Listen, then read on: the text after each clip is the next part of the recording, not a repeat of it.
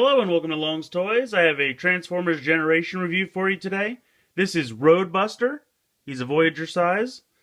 I'm going to go ahead and put the figure off to the side for a second so we can take a look at the packaging. I really like this picture of him on the side that wraps around, or I should say on the front that wraps around to the side.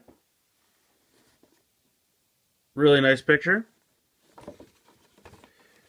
If you'd like to read his bio on the back, go ahead. But some nice pictures of him on the back, and there's his tech specs at the bottom. So let's go ahead and take a closer look at the figure. So here we have RoadBuster. I really like his color scheme. For some reason, mine keeps having a tendency to fall over. He's not particularly back heavy or anything. It's just kind of the way his feet are. He does have heels, but because the front of his foot is so much longer, they kind of don't really do much. I wish his heels were a little bit longer, but it's not a big deal. It's just it would have given him a little bit more stability. I'll get in close here so you can kind of take a look at his head sculpt.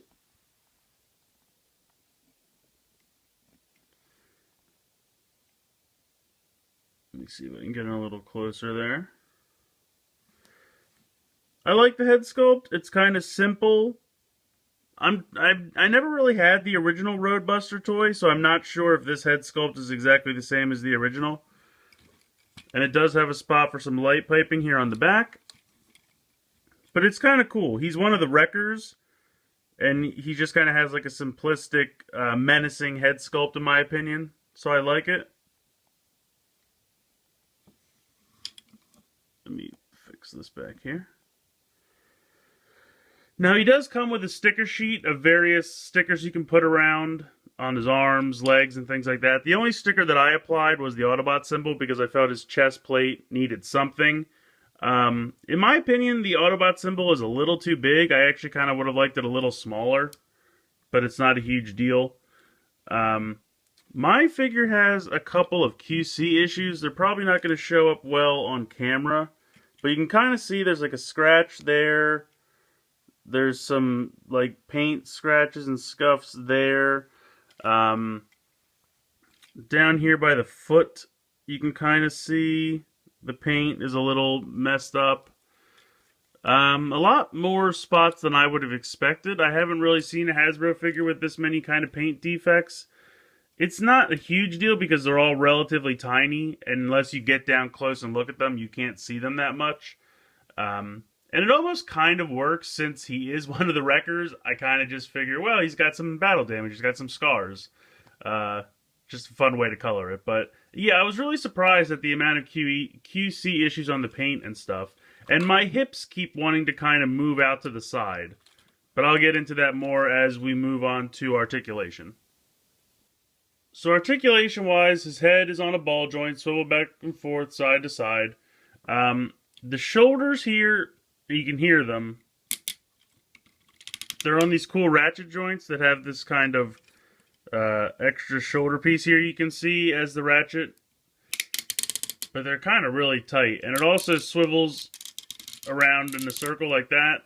He's got a joint here and a joint here on his arm. So he can move here. And then it can also move here. And that has to do with the transformation. He doesn't really have any waist articulation. The other thing to be careful about is these shoulders, because of how they swivel in for the transformation, and they don't really connect to anything up here, so they're just a little loose. It's not a huge deal, it's just like if you're trying to move the arm, you have to be careful because they will kind of They will kind of wiggle around or swivel on their own. Here in the hips, he's got, you know, kind of typical out to the side and forward joints, but this is a ratchet.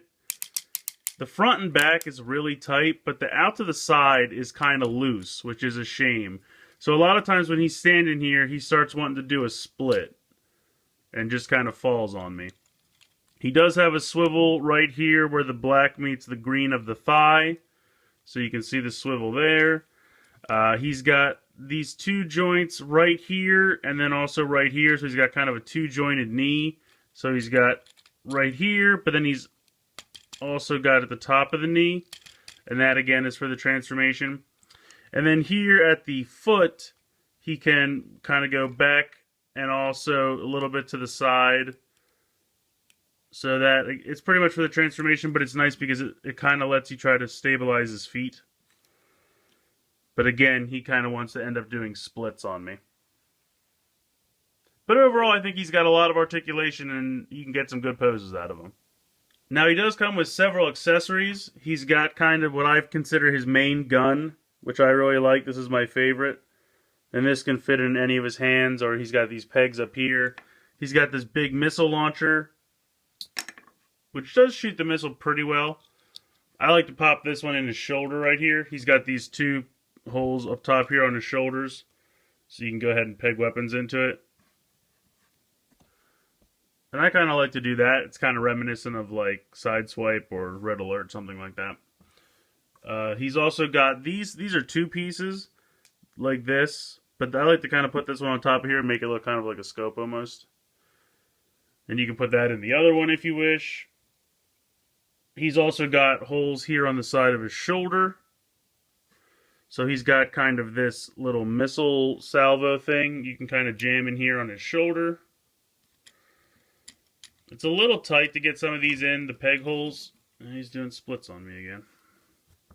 So you can put this in like his other shoulder.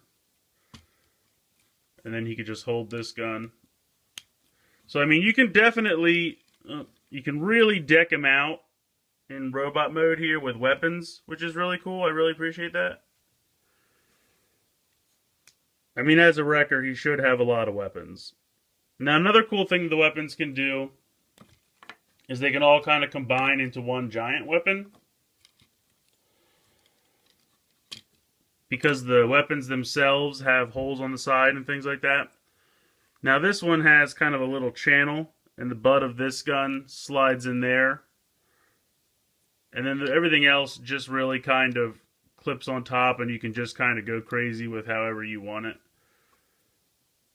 I think they have you there's a little slide there, like a little hole, and you can clip that on this. Or actually, I'm sorry, this goes in here because it needs this extra room. So there you go. You can combine all the weapons into one giant weapon, and he can hold this, put it in his shoulder, put it on in vehicle mode, anything like that. So he definitely comes with a lot of accessories, which I think is really cool. But we'll move on now to his transformation. So RoadBuster's transformation is fairly simple, but I really like it. It's just complicated enough that you feel satisfied when you're done, but it's not so cheap that you feel like you're not getting your money's worth. Basically, what you're going to start is just swiveling this piece up, and that will become kind of the front of the vehicle, as you can see. These two green pieces here in the front will swivel out to the side, just like that. Then you're going to come around here to the arms, and you'll see there's kind of a little green tab here. And then you'll see, it's kind of hard to see, but there's a little indentation right here, and this will just kind of collapse up, and that green piece will peg in there. And that way you can see that the arm is all straight. So you're going to do the same thing with this arm, where you just kind of fold it up and collapse it in there, and it'll snap right in. Then you're going to raise the arms up like this. Hold on a second, let me move this camera up for you. There you go. Now you're going to see there's kind of a little indentation right there and there. That's what these green pegs on the arm are going to go into. So this whole brown piece here will swivel down and go inside. And then this will peg in those holes. And then you're going to come around, and you can see a little brown tab in there that's going to go up and peg into the orange, what was the chest piece. So there you go. You've pretty much got the whole front of this like RV or four-wheel, not really quite sure. It kind of reminds me of like a Humvee, something like that. So now you're going to come around to the back, flip out these two tires. You're going to take the feet and flip them out to the sides.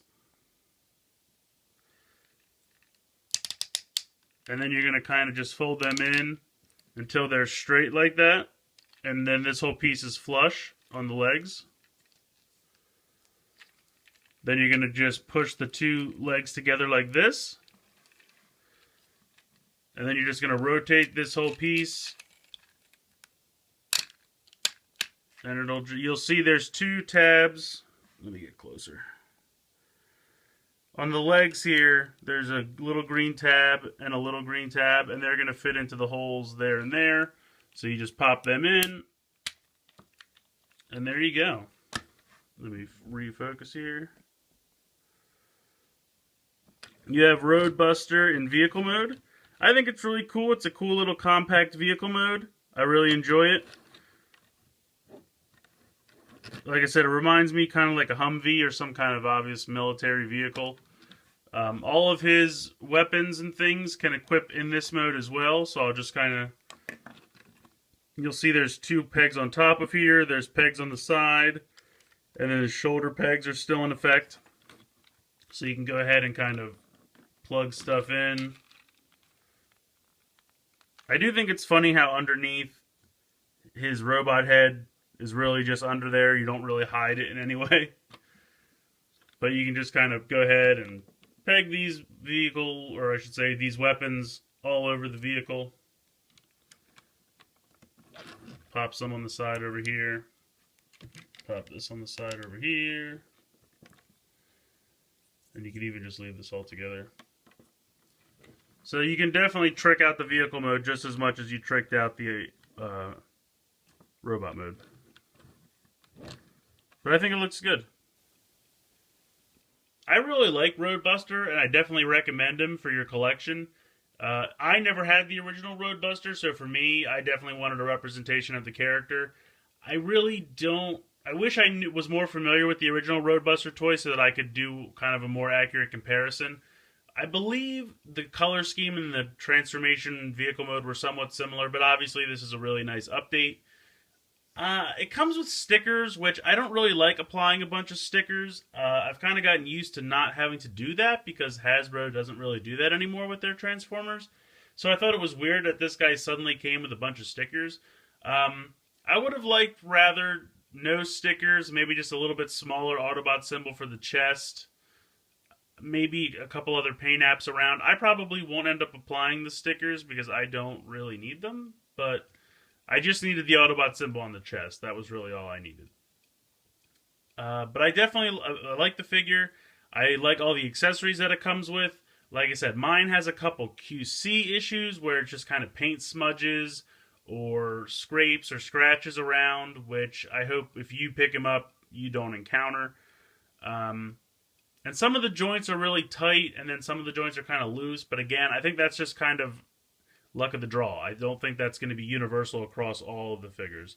So if you like RoadBuster, or if you're just looking for a pretty cool little Transformer, I really like this guy because I like the robot mode, I like the vehicle mode. The transformation is not super complicated. It's exactly at the level you'd want it to be, and it's really a lot of fun. So I definitely recommend him, but please let me know what you guys think in the comments. Please like and share this video. Please make sure you're subscribed. There'll be links in the description for my Facebook and Twitter. Please follow me on there as well. I hope you've enjoyed this look at Transformers Generation RoadBuster, and thanks for watching.